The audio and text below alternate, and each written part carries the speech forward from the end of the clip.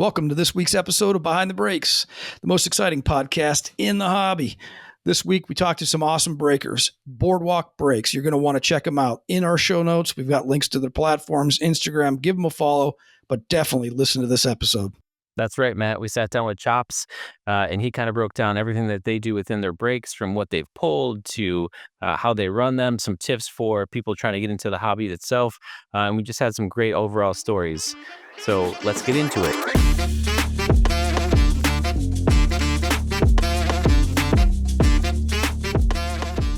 Hey, welcome back to Behind the Breaks, the podcast where we pull the curtain back and we introduce you to the guys doing the breaking, the guys and the gals out there in the trading card community, making it the unforgettable hobby that it is. Totally excited today to have Chops from Boardwalk Breaks with us today. This guy's awesome. I was able to jump in one of his breaks about a month and a half ago. Absolutely incredible vibe. Love to have you here, Chops. Welcome. Yes, thank you. Appreciate you guys inviting me, and happy to be here. Now, Chops, you're one of three that kind of own this Boardwalk Breaks, right? Yep. Who are your partners? Let's give those guys a little bit of shout out. Yeah, sure. So it was started between me, my buddy Adam, and my buddy Matt. Matt goes by Young Larry David. Adam goes by Aran. Basically, the whole purpose behind it, we all grew up together in Jersey, Right. and we lived by the boardwalk, and just happened to stumble upon the term Boardwalk Breaks. It sounded good, rolled off the tongue well. We've all been into sports cards kind of during the pandemic. We like kind of like everybody else kind of took a more of a liking to it again. We all grew up like collecting cards, but not to the point like not treating the cards right, Right. just kind of we know. throwing them around, not taking care of them. But wrapping them around your bike tire. I think, and putting like, 3 of the same card in the same sleeve, and then they're all destroyed, 10, 15 years later. During COVID, like I know the market kind of boomed with the sports cards. So we all were doing kind of our own hobby boxes, just personals and stuff like that. We'd go to the store, buy them ourselves, and kind of just share our hits. And then after a little bit, I decided to start breaking by myself. And I used to have the channel originally was called Chops the Ripper, and I used to do it myself. And Matt actually used to be like a silent investor, and we would go together half on boxes, and I cut him money back or whatever. And then my buddy Adam reached out, and he's like, oh, I'd get into it too. And then I was like, let's just all break then, put some work on you guys. I love it. Breaking and packaging and shipping, it's a lot of work. Yeah, so it is, right? It's nice to have a team around that they all enjoy the essence of ripping and pulling nice cards and stuff like that. So it's fun. Were you getting into breaks before that? And you're like, I can do this. Like, let me just jump in. Yeah.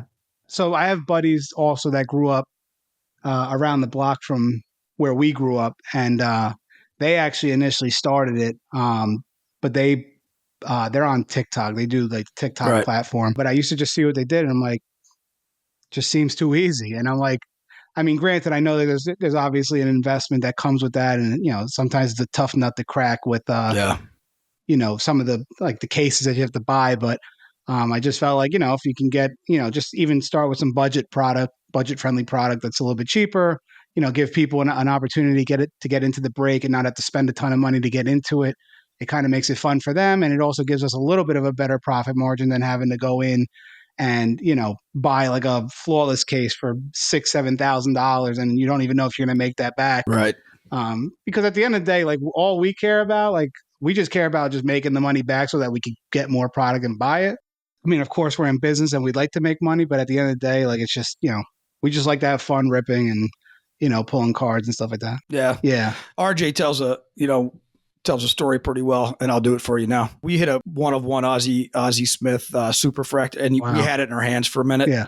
And then you get, for me, I grew up, Ozzie was a hero, right? Yeah. So seeing that, I think RJ actually ripped it, and I, once we got it all squared away, I'm holding it. And that aspect, Yep. And actually we still joke, we were at a card show Sunday, like, hey, let's look for the Ozzie. We still want to see that because that was the first 1-of-1 we hit. So totally understand the idea. It's awesome to hit the 1-of-1, but like, it's like this, or even if it's not a 1-of-1, just like a big card, but like the gut wrenching feeling of having to package it and ship it to somebody is awful. But it's like, I mean, that's what you sign up for. Like that's part of the game. Like, you're giving people the opportunity to hit a card for a good price, but I mean, we've hit awesome cards and we've just had to ship them out. It's just how it goes. We feel that pain too.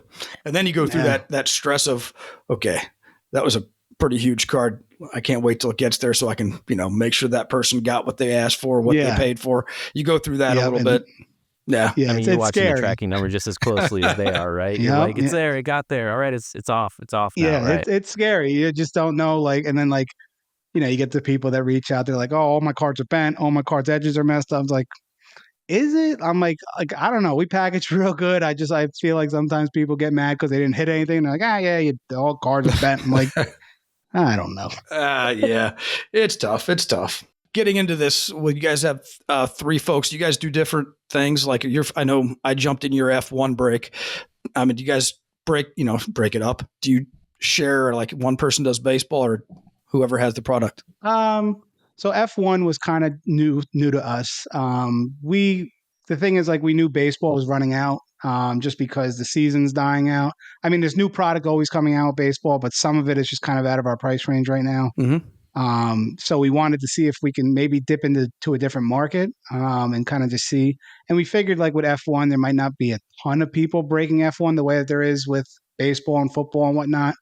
My buddy Adam, that's part of our group, he knows a little bit more about F1, and he has a buddy of his that's really well versed with F1. So we kind of just talked it out. We're like, all right, who's the guys that we have to look? I know Max Verstappen and Lewis Hamilton and Right. Charles Leclerc. I know those guys, but there's a lot of guys in there that I don't know. But we tried it out. I think the problem with that product for us was that we took too long to break it. Just had a lot of things going on with like holidays and things like that got in the way. Life. So it kind of just like it kind of bottomed. Like the first day we broke it, it did really well, but it kind of bottomed out after 2 weeks. I think because people started seeing the difference between qualifying lap and true hobby with F1 Tops Chrome F1. The difference in like hits that you get between the actual hobby versus qualifying lap boxes is like, I mean, you don't get any autos in qualifying lap. And we've learned with past product that if there's no guaranteed autos, like people are just very hesitant unless it's like Bowman Chrome or something like that, like a mega of Right. Bowman Chrome. Even that's still sometimes hard to fill, but like when you're a smaller channel, like you got to have at least somewhat of guaranteed hits. We're mainly like a baseball Yeah. channel. We would love to break football. It's just football is just so inflated. Right. Like what we kind of been looking at, actually we were looking at it today, was like Bowman Chrome University for like this year's draft class. So like Ashton Genty and um, a lot of the guys coming out of college this year for the draft. Um, we were looking at that. It seems to be pretty affordable, but yeah, I mean, mainly we're just baseball guys. We have a lot of experience with baseball. Yeah. So Yeah, sometimes I find that too. It can be hard depending on who you work with as your distributor, right? Like, because some, we work with one that holds back for 30 days because they don't want to you know, fall under their tops, agreement and stuff like that. So, it's always kind of like that game of like, especially on breaking, if you have it first or you have a lot of it first, you can kind of run through it a lot quicker than like you're saying, like 2 weeks in, like, hey, I'm hitting the bottom on this already because people are already seeing it a lot and they're already like either, waiting for something new to come out or, they're just kind of like, well, I'm going to get the same base Yeah. card, 6 or 7 Yeah. times. One product that we had a lot of success with that we would joke, we were like, this is a product's like a cheat code, like was Topps Pro Debut. Pro Debut was such a fun rip because every hobby box had 4 autos. And you could get, like in the previous Topps Pro Debut product, you had Skeens in there, you had Dylan Cruz, Walker Jenkins, and listen, I mean, I know it's not their true rookie cards and whatnot, but if those guys hit, they're still selling for good prices. I mean, we hit a Walker Jenkins auto to 5. We had a Dylan Cruz auto redemption. Like we hit a lot of nice stuff out of there, and people were loving the product. I mean, and the profit margins on those for people that are into the business of breaking, like the profit margins were great. And it was a fairly affordable product, but like people were getting into the break at a reasonable price. But sometimes, like, because what we did, we would normally do like high bid gets the Pirates, and Right. everybody's chasing Skeen. So, when that last auction spot comes up, everybody's saving their max bid for that thing. And sometimes the Pirates would go for what half the box cost. And we were like, why don't these people just buy? But some people just like the thrill of the gamble, and Yeah, but I think that was a really fun that's product to definitely a rip. big piece of it. I think the gambling aspect of it. I mean, I think everybody's in the hobby for the hobby, but I think that ripping, like we were talking about earlier, there's no better rush than ripping it open. Yeah, and I think people gravitate towards breakers because like some people feel like I feel, and only because I felt like this as a consumer at when I first got into it. I always just felt like the breakers had the good product. I mean, like, even though it's all the same product, I just felt like they had the good product. And knowing that, like, whatever box that they're ripping is coming from a case that still hasn't hit the case hit, I know that that box could possibly have a case hit versus just like going to your local card shop and buying a box off the shelf. Like, I mean, You have no that idea, could come from a case where the case hit was already hit. And I'm just basically paying this guy's more like rent at this point for this box. right? At least you know that the box is coming. It's coming from a case that maybe the case hit's still live, and I have a chance to hit that. Yeah, it's definitely a question. I think when we were breaking consistently, is we heard a lot of say, "Have you hit the case hit yet?" You get that question before people Yeah, start bidding. I'm sure you guys get the same, right? definitely. I mean, people always come in and want to confirm.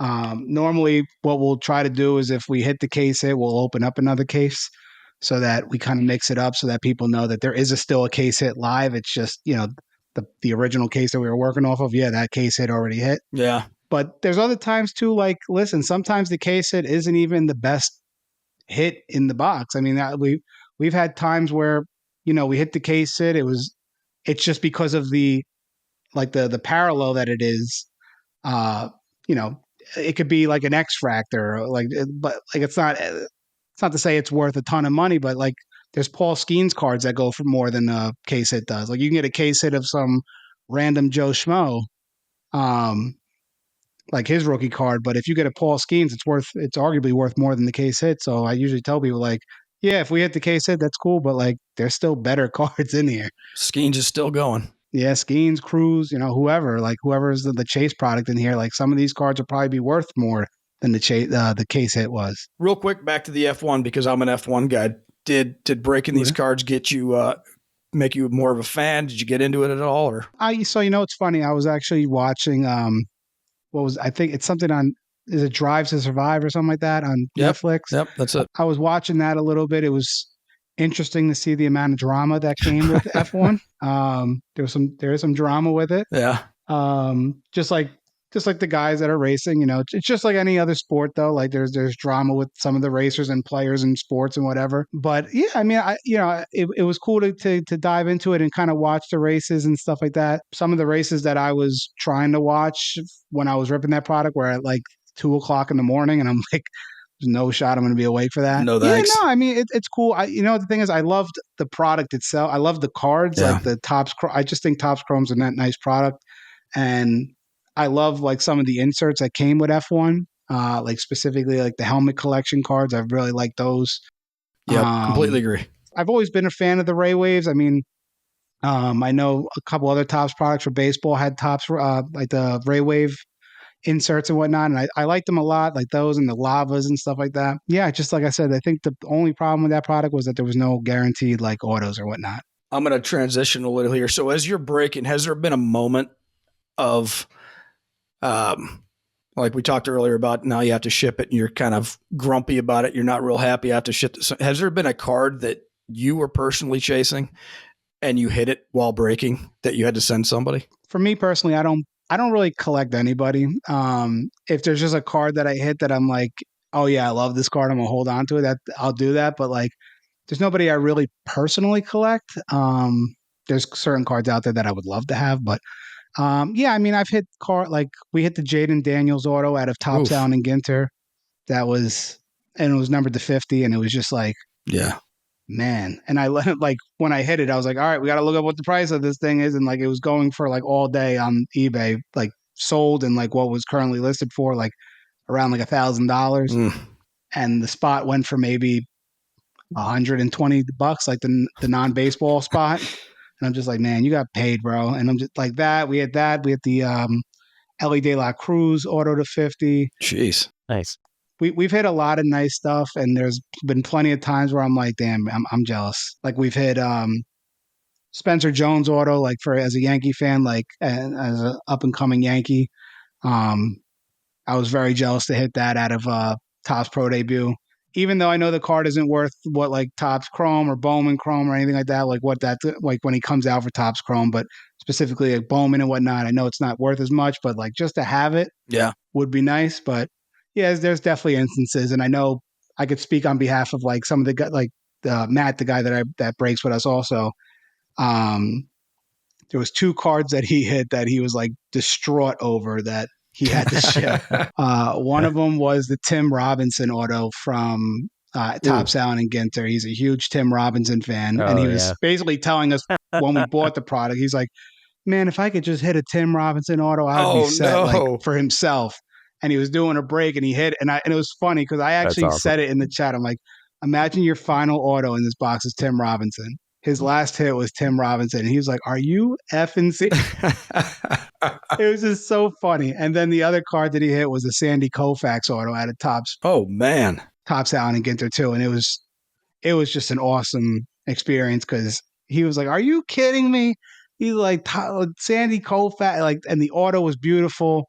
Um, and it was going. I think it was going for like maybe $500-600 or something like that. But there's plenty of times we hit things, and it might not be even guys that we personally collect, but it's just guys that like even some guys you might forget about.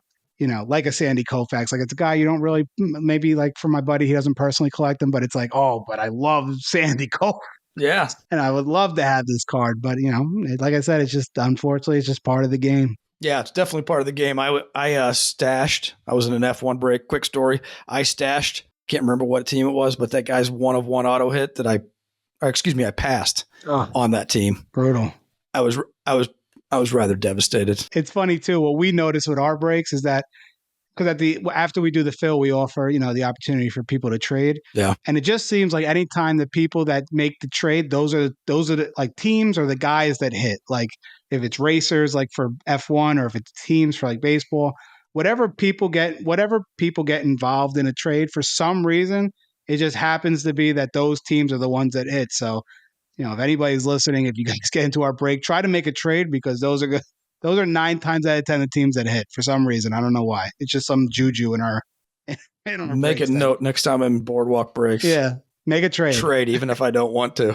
When you're running your breaks, like, do you have a preferred style of, like you're saying, doing high bid at the last gets this team, or do you do the wheel or PYT? Like, what do you have a specialty or one that you're like, man, I really like just how this format works with pulling in everybody, and because half of it, right, is you're there to entertain too and kind of get them riled up and be like, let's we're gonna hit something, let's do it, right? And that's part of the showmanship. So have you found something that kind of just brings people in more on the bidding side, or selecting their team process? Personally, like my go-to is just doing the high bid for whatever the chase product is, like whatever the team is. If it's the Pirates, or if it's like the Bears or something like that for football, if we did football or whatnot, just whatever the chase product is, that I usually that's like my go-to safe option.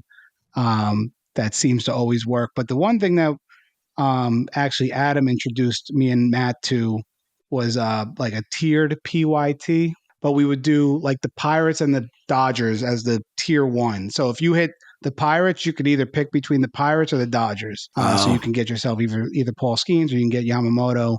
And then we'd have tier A, which was like the Orioles, the Reds, the Brewers, and basically every team that was still a really good team, but just wasn't the Pirates or the Dodgers.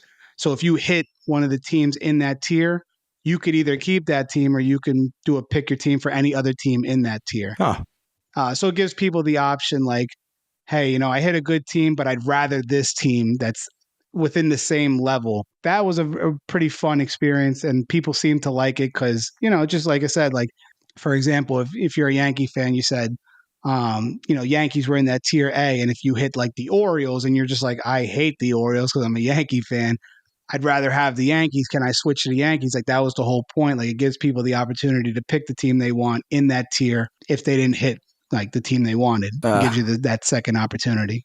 Yeah, that's a pretty cool structure because, yeah, same thing too. Like half the people that are going for stuff usually want their team, right? So like Of giving course. that option of like, hey, even if you're hitting that same level, that's actually pretty creative. Yeah, I didn't know nothing about it. Like I said, my buddy Adam brought it up to us and kind of showed us how the layout was, and we were like, all right, we'll give it a try. I mean, I let him try it out first, and it seemed like people enjoyed it, so I kind of ran with it one time, and it was the same kind of situation. I mean, but really for us, what it boils down to is just understanding what days and what times work for us the best. Yeah. Because even though certain styles of breaking seem like they're more I don't want to say profitable, but more engaging than other ones are. At the end of the day, it's really what time of the day works best for our community that we've built. Yeah. Is our community more nighttime guys? Do we have a lot of West Coast guys that maybe, if we break around 8:30, for them it's 5:30, and like it's just understanding what our market is, and catering to that. That's really what some of our learning curves are. Yeah, we went through a similar type of feeling it out, and you gotta. For us, it's a little more difficult being earlier. It's almost like the Super Bowl for you guys. If it's on the West Coast, you got to watch it at midnight. But yeah, you're most of your audience for a good portion are in bed. But I think we also found people probably should be working and they're in breaks. Not that I've ever done that, right? Lunchtime break. Yeah, looks like Chops is laughing. I'd listen He's laughing. because I do it every day. I jump into I got because a lot of time. I mean, a lot of people some of the product these people are breaking is like crazy amount of money. But I'm like, because I work from home, so like I have my phone out. It's like, oh, this person went live. I'm like, let me go see what their prices are going for. I'm just like, Jesus, I can't afford that. Yeah, I'm in that spot a Not lot. for one spot. No, Yeah. I can't do that. I've learned my lesson with that. There was a couple of times I went into really big breaks and depressed for like a week after I realized I'm like, I didn't hit anything. Yeah. I spent $400 in that spot and hit nothing. I'm like, nope, not doing that again. No, I've been there more than I've hit. Although RJ has been in a break where he spent not a ton of money, but the card he hit one of one. Yeah, actually, yeah, you'd love this. I Yep. had a adult beverage one night, and I was like, "Hey, I'm gonna enter this break." And it was back in the day when you would go like when I wasn't around yet, so you would bid on eBay, Yeah. and uh, won a bid for $89 for the Yankees Topps Museum collection, and the guy he hit me a 101 Aaron Judge autograph. Wow. Portrait, the sketch. So on the back, it's actually signed by the artist, and then on the front, it's the actual sketch card used for the entire print run that they did for 2020. And I'm just like, That's I'm awesome. like dumbfounded. I'm like, did this really happen? And then that fear comes in, right, of going, I hope it gets mailed to me, and you're just Was it a like, rookie card? no, 2020. So he was 3 years in, but still, it was Doesn't like, matter. Whatever. I'm like, it's a piece of art, right? So I'm just kind of like Yeah. that whole shock and awe of like, I can't. But then that's the hook, right? That happens, one time and you're like, well, will this happen every time? No, it's not going to happen every time, but, Yeah. so yeah, Matt and I were just talking about that the other day about it. He's like, would you ever sell it? I'm like, at this point, no, just cause like, just the luck to get that. And, being from, the team I like, I'm like, it'd be a tough sell at that point. Yeah. Twist his It's arm. funny because some of these guys are like, "Oh, I just hit a 101 Paul Skeens auto," and it's funny. Like all the comments are like, "Sell it and get out of the hobby. You'll never you'll never hit anything better than that. Just get out while you're ahead." Sell it and get out. And half the time it's like, hey, I've never opened cards before. Is this good? This is my first pack. You're like, get out of here. No, there's no way. Yeah. There's no way. Yeah. Oh yeah, just hit this out of a hanger. It's like you hit basically a $5,000 card out of a $20 product. I'm over here buying cases, and we're just hitting some random guy and some guy's auto that's probably going to be out of the league in 2 years. Hey, we're speaking of Skeens autos real quick. I was looking at some of your past clips. Who was it that overlooked the Skeens auto? Do you ever see that?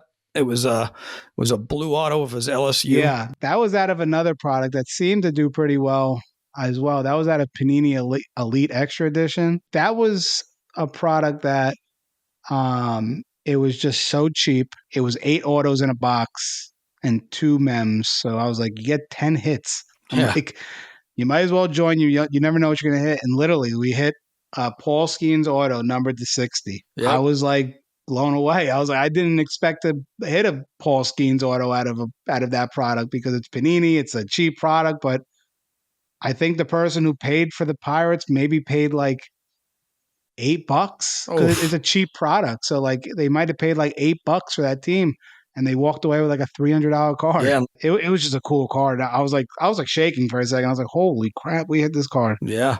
Hopefully he But sat on that card when he got it and he just put it in his drawer and forgot about it until the whole the craze came about. And wait a minute, I think I have yep, that. Good. Hopefully you're yep. out I there. mean, Hopefully you hit a monster. Let's pivot into some advice. You've been doing this for a few years. What advice do you have for people getting into it, interested in getting into it, or growing like you guys have done? yeah, you can't expect like crazy dividends out. Like if you're first of all, if your goal is just to make money, I wouldn't even get into it.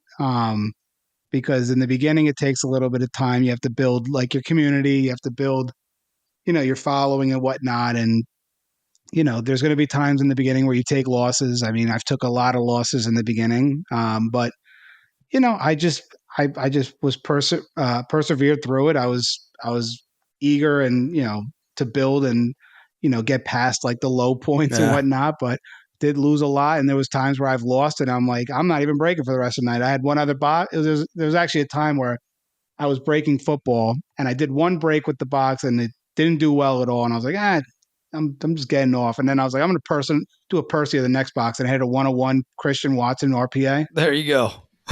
Yeah, it's just like, but there's going to be a lot of times in the beginning where you're just going to take losses. If you're going to get into it, you got to be into it because you just enjoy the hobby of it, and just enjoy just being able to hit product for people. And like for us, it's like we're just addicted to opening packs. That's really what it is. But yeah, just knowing your market. And my best advice also is start with like budget friendly product, because that's what's going to help you build. I mean, we did our initial investment. Me and my buddies all put $1,000 up personally, and we kind of just were of the mindset we're going to make the we're going to get it to the point where we made enough money to pay ourselves back, and then we'll just work off our profits.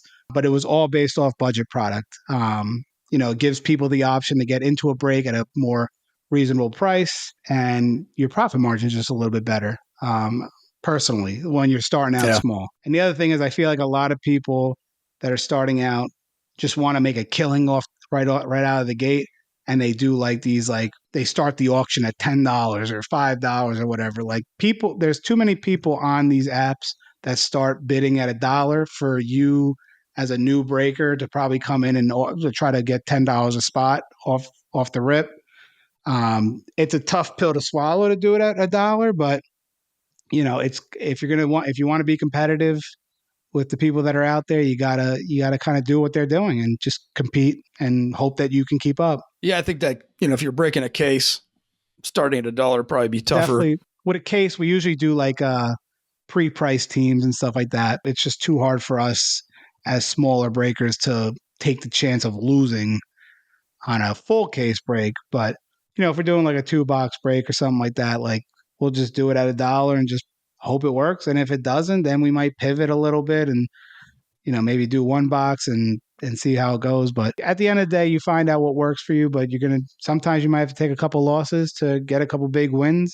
And honestly, clip your big hits. That's what I do too. We make sure that we clip our big hits, so that we post it on our socials and people see that. And you never know what traffic you might drive just from your socials. Tops always reshare some of these big hits that some of these Yeah. guys hit. Like that could be you. Big influx of viewers to your show. And then and you could build business right off of that. things like the podcast called Behind the Breaks comes along. You're on there. No, Yeah. As a customer of yours being in one of your breaks, I can talk to experience. I think one of the things that kind of drew me, and obviously your price point was fair. It was fun. And I think RJ mentioned this earlier about there's an element of showmanship to it. You're not being overly the top showy, but having conversations, which is the biggest challenge because you're talking to yourself. When you're in there and there's like one guy pops in or two guys while you're like trying to get like the show going and you're like, am I saying the same thing 100 times? Am I going to so yeah, doing a one-man show, it can be super tough. I feel like a lot of why like the group that I'm with excels in that is because it's funny. We're actually all prior musicians. Oh, there you go. So we've all performed at some point in our life, and like public speaking has just came kind of natural because of that. Like you have to have some form of showmanship when you're performing musically, or performing in any aspect, honestly. But I feel like that's why we kind of do well with it, and that personally for me, that I could speak on that. That's where my confidence and showmanship does come from. It comes from just Yep. years of performing and just being able to talk to nobody. Yeah, you did something that I thought was pretty impressive. During your show, you actually were able to have conversations with different people at the same time while you're and you were encouraging people. In fact, I hit a 25 in your break, and you and I spoke that into reality. Go back and watch the show. Oh yeah. Oh well, I remember that. Yes, I do remember. Like Yeah, we were talking about. Like, oh, it would have been, or like, let's talk it into five. Like, let's get a number out of five. yeah. Forget it. Let's just get a one out of one. Yeah, I remember that. And what that was me I forgot about sitting that. on the couch doing what I call research for the podcast, actually getting in spots. And I Sure. just kept buying spots. I'm like, well, because we're having a good time, that everybody else in your show was in there having a good time, looking for certain cards. And I think that the way you managed that was awesome. Appreciate that. And then the shipping was awesome. Thank you. You talked about it earlier. You guys did a great job with that. When we break, we have 3 of us. We're all at the same place, so we have our All at the same time? Yeah. Yeah. Oh, one's nice. on, one's handing product, and the other is sorting as we go. So we try to I wish. minimize the because shipping is like the bane of my existence, right? Like Yeah. I love all of that factor, and then you get to shipping, you're like, man, and now it's going to be just as long as that show was to ship all this stuff. For real. Yeah. For real. I wish I had that because like I said, my buddy Matt is based out of Arizona, like you guys are, and Adam is based out of New York. So we all just have our own little setups and stuff like that. And it was funny because when we bought the case of Topps Pro Debut, we knew that it was going to be a nightmare to sort in the beginning because all the all the players, like the name of the team is the AA team and the AAA team. Yep.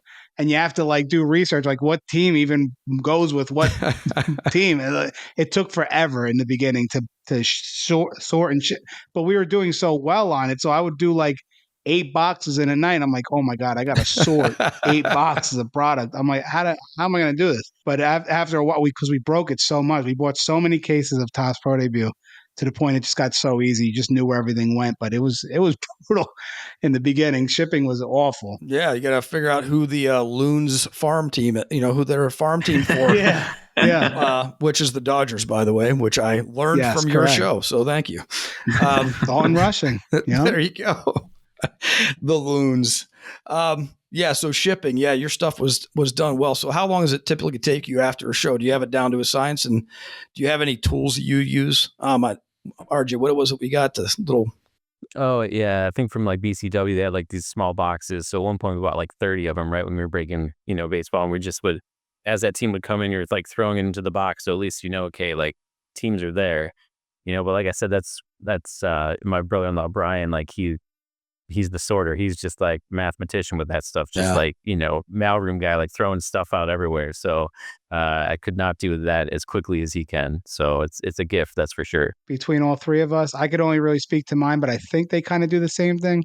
Really, what it is, it's just that specifically with baseball, it's turned into so when I have after the break is done, I just know what the teams are alphabetically from A through Z based on not their city, but the name of the team. So the Angels, Astros, Okay, yeah. So I basically every time I get a card, I just line them up in order, and I just know where they go at this point because I've done it so many times.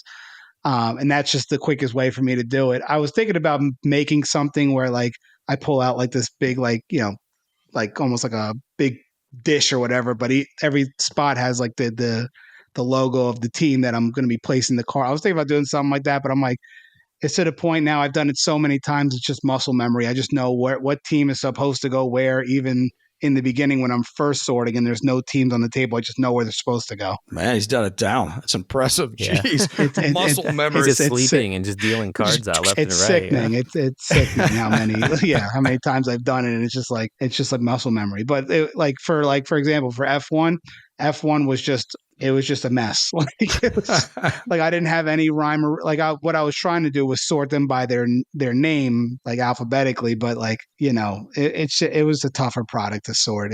But fortunately enough, it wasn't as many cards as like some of these baseball products because the thing is also we ship everything. Yes. So like unless we preemptively say like we're not shipping veteran base cards, we ship everything. So like there's some certain times where like it's just a lot of sorting to do. I mean, if we only did like hits and inserts, I mean, I'd be done with my shipping in like a third of the time. I actually just read an article about that. You talk about Reddit. I just read something on Reddit about people that don't ship base and how that's the foundation of the hobby. The guy was pretty worked up about it. So I don't disagree. If I'm paying for something, I want it. Yeah, that's how I've always looked at it, and that's what I tell people. I'm like, if you're paying to be in our breaks, like you should get everything you're buying, you're paying for. I mean, I know people like I know there's like personally me, if I get into breaks, like I tell them like I don't even want the base, like because I'm not personally trying to collect the whole set. I don't care about that. Like I just want my hits and that's it. Yeah. I know there's people out there that want to collect the whole set, and maybe like the Guardians is the only team they haven't had yet in a break, and they get the Guardians with us, and they want to get whatever cards they can get to finish the set. I understand that, and that's why we send them all out. That's why most times we don't have a break where we don't send base. The only time we ever did, I forget I think it might have been like Topps Series 2 or maybe Topps Update or something like that. It was just I'm like there's just a lot of junk, and like we did it maybe twice, and it's just like the reception of like people like buying a good amount of spots like versus how we do with sending everything. It just wasn't as engaging of a bidding process when people know that they're not getting base. Before we pivot out, I got some other questions here for you. Do you guys ever do single shows, or is it always breaking? I've done singles, yes. Yeah. Personally, before we were Boardwalk Breaks, but I did it by myself. Yes. Okay. Do you prefer that, or are you not a singles guy? I enjoyed it because it was easy. But I don't know. There's just for me, it's fun seeing like just opening packs and seeing what we can get. Yeah. The allure of it is gone after I already know what the card is. Yep. And sometimes what would happen is I would sell the card, like these singles, for probably way less than what they would go for on eBay if I just listed them. Yeah. I'll tell you what one of the most fun things I had was not this past year, but the year prior, during right when Black Friday hit. What I did was I had so many hits of like numbered cards and autos and stuff like that I bought a bunch of bubble mailers from, I don't know if it was eBay or Amazon, whatever, but they all said ho ho ho on it for like Christmas. And basically what I did is I did like maybe a 20 card like mystery pack, and then every one I put one of the hits in. Yeah. And there was a couple hits that were like, there was a 1 of 1 in there of somebody, I forget who it was, and I would do whatnot streams of them, and I'd put them up there, and I said they're Black Friday packs, and I'd run them from then till Christmas. And I started everything at $1. I'm like, you can walk away with one of these packs for $1. And there's a chance you might even walk away with a 1 of 1. And there was times the bids were getting up to like $20, $25 and stuff like that. But like at the end of the day, I was still telling people, I'm like, even at $25, compare that to like a hanger. I'm like, I'm guaranteeing you that there's an auto in every one of these, or a number card in every one of these. There is one form of a hit in every one of these. There's sometimes you get a hanger, it's all garbage. I was like, but the chase is that you're going for the 1 of 1. But I never opened any of them on stream because I was like, if we hit the 1 of 1, then no one's gonna want any of these anymore. So I was like, I just ship them out, and hopefully you hit. Ho ho ho. But yeah, some people thought I was, BSing and stuff like that about like, the 1 of 1, but it was truly in there. I forget who it was. It was my Sean Green. I had a Sean Green auto that I got out of Topps Archive Signatures, and it was a 1 of 1. It was one of those things where I was like, I didn't know what to value it at on eBay, so I was like, I'll just throw it into this thing. It makes the chase fun. Yeah, and a community like That's that. awesome. People, I would have liked a chance at that, jumping in. Real quick, I got to ask, chops. What's this? I was expecting you to bust in here with some lamb chops or something. Where'd that come from? Is it? I'm going to guess it's music. Yeah. Yeah. So I used to be a hip hop artist, and my name was Slick Chops. I like this. A hip hop Yeah. artist is on the podcast. I love it. Yeah. About trading Yeah. cards. It used to be slick. In high school, I took on the persona of a person that is like a ball buster. And I used to joke around. I'm like, why do they call it chops? I'm like, when you bust people's chops, I'm like, how is that synonymous with ball busting? And I was like, and for some reason, I was like, I'm just going to throw chops at the end of my name. I was like, Slick Chops. And I threw at the time I had MySpace. I think that's when MySpace was cool and stuff. So I threw it on there. And then literally like the next day, like everybody started calling me Slick Chops, or they called me Chops or whatever. And it's to the point that all my buddies converted from calling me by my government name to just calling me Chops. And I'm like, this is working. So I did like to the point now everybody that's like in my circle that of friends, they all just call me Chops. All right. I was about to ask, does your mom call you Chops? Because, that's when the name made it. No, it's not that powerful. It's not that powerful. She still calls me Steven. There you go. I know that noise. Steven, you did something wrong, right? Yeah. All right, man. Yep. We're gonna rattle off 5 quick questions. I unfortunately already Sure. know the answer to one of them, but I came prepared, and the whole thing here is just have a little fun, answer them as quick as you can, and we'll give you grief after. There you go. What's your favorite card you've ever pulled for someone else? The favorite card that I've pulled, probably the Jaden Daniels auto or the Ellie De La Cruz auto. Yeah, understandable. One player you'd rip a pack for all day, past or present, that you would want. I know you don't collect players. You mentioned that, but what's one player you'd chase? Oh, what card would I want? Yeah. No question. A 1986 Michael Jordan Fleer rookie card. That's fair. No question. All right. Yankees, Mets. Which one? Yankees. He looked at me like, what are you, dumb? It's like you. I didn't know if there was something else. I was like, Giants or Jets? Jets. Aaron Rodgers or the field? I'm sticking with Aaron Rodgers. Oh, man. Threw me off there. And then what's your dream set to rip? No matter what the cost is, what do you want to open? No matter what cost. I would love to open a whole case of like 1986 Fleer. There it is, or man. 1952 Tops. Anything coming up? Anything huge coming up with you guys? Huge? I don't know about huge. We're kind of just we're just basically planning it out based on what's coming out and what's affordable and where we see room for some form of profit that we can be able to, because basically what it is, we just want to make profit so that we could get to the bigger product. Yeah, keep it going. We want to be able to break bigger product for people, but it really just depends on how well some of our more budget friendly breaks go. Anybody that jumps in your breaks I think your audience will grow pretty naturally. You guys do it right, but where do you guys see yourself in the next 3 to 5 years? Like, I mean, I would love to get to a point where we partner with like players, like even if they're like, even if they're up and coming players or whatnot, like, get some of them like in our studio at a point, like, and break with them, or, if they do like, signings and stuff like that. Cause like we had one instance, where at a Topps Pro debut, Adam actually hit a 1/1 of Camden Minacci. So he's a relief pitcher for the Angels organization. And the guy that hit it, he was super excited, but he didn't really know much about Camden Minacci. And at the time, we didn't really know much either. So, but we posted it on Instagram and we tagged him and said, hey, we hit your one. I actually reached out to him. I was like, hey, we hit your 1/1, man.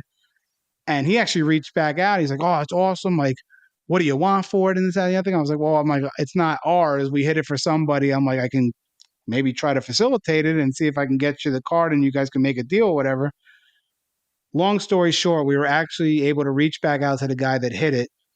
And we put together like a little 3-way message between me, Camden Minacci, and the guy that hit the card. And they basically did a deal together where, Camden Minacci would get the 1/1 of himself. And the kid that hit it, he got a signed glove, a signed cleat, signed jersey, signed this, signed that. Wow. Like, all these different things that Camden sent out to him. That's awesome. And we just sent the card out straight to Camden. That was a really fun experience to be part of that. So like ideally, like in the future, like if I was able to, if me or any of the guys that I work with, if we're able to like pair up with like some, maybe up and coming baseball guys that maybe from the area, or like maybe like a team comes in like to Arizona or Jersey and they want to stop by and, kind of just be a part of the stream. Like that would be really cool. That would be cool. That's awesome. Yeah. Pretty classy move on his part, huh? Reaching out, coming back out. Yeah, it was. I wasn't expecting one Camden Menaggio to reach back out, and I wasn't expecting to facilitate this deal at all. But it worked out, and it was a really cool experience that would have never happened without breaking. Honestly, it was a really cool experience. Yeah, that's awesome. That's one of the parts I always like hearing about, those stories where the athlete will get involved some way, will do something. I think that's pretty cool. Yeah, and like I've seen it happen a lot. Like these some of these bigger streamers where they have like, who did they have? They had one of these guys had like I think it was like Hobby Box New York had like Amon-Ra St. Brown come in and he was just signing cards the whole day. Like, and people were asking questions and stuff like that in the chat. Like, I'm like, that's cool. That's what I would like to do. I mean, it doesn't, I'm not saying I have to, sit here with Aaron Rodgers doing ayahuasca with him, but, somebody, maybe smaller tier and like, just build that like rapport with some like, up and coming athletes. And I think that would be really cool. That's incredible, man. Well, I think it's going to happen for you guys. You guys are pretty incredible. It's been an absolute blast having you on, man. I think this relationship's going to continue. I hope you and your friends listen to this show as we move forward, but it's been a blast having you on. I look forward to watching your success and of course getting in your breaks. So, keep that rolling because I'll continue to be in there. Everybody out there listening, give them a follow. Look at the show notes, get a hold of Chops out there at Boardwalk Breaks, and give us a subscribe and follow, and we'll look forward to seeing you next time. Thanks for listening to Behind the Breaks. We appreciate you being here with us and helping us grow this community. You can find us on Spotify, Apple Podcasts, Amazon Music, iHeartRadio, and YouTube. Make sure to like, follow, or subscribe, and we'll see you for the next one.